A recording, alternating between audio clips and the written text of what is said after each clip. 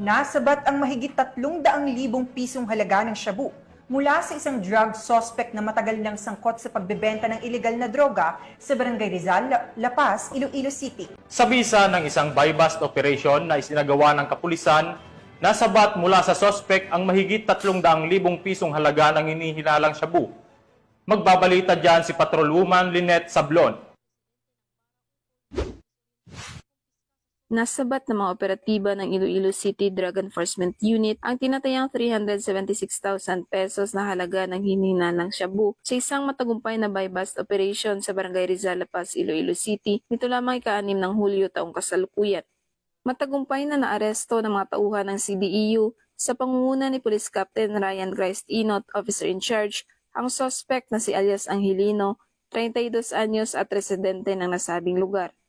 Nakumpiska mula sa suspect ang humigit kumulang 52 gramo ng hinihinalang shabu na tinatayang nagkakahalaga ng 376,000 pesos. Maliban sa iligal na droga, nakuha rin mula sa arestado ang buy-bust money at cellphone na posibleng ginagamit sa transaksyon.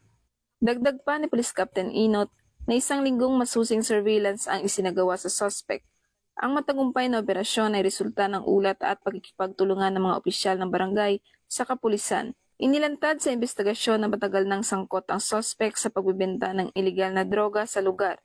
Kasalukuyang nakadetain ang suspect sa impilan ng pulisya para sa dokumentasyon at nakatakdang sampahan ng kasong paglabag sa Republic Act 9165 o ang Comprehensive Dangerous Drugs Act of 2002.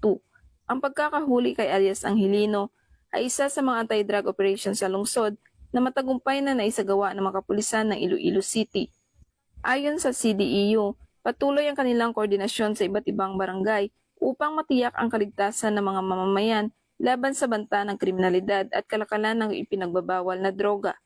Ang matagumpay na operasyon na ito ay simbolo ng mas pinaigting na kampanya ng PNP laban sa iligal na droga sa ilalim ng pamumuno ni Chief PNP Police General Nicolas D. Torre III sa kanyang direksyon. Mas naging aktibo at disiplinado ang hanay ng kapulisan sa pagpapanatili ng kaayusan sa bawat komunidad dahil sa bagong Pilipinas ang gusto ng pulis, ligtas ka.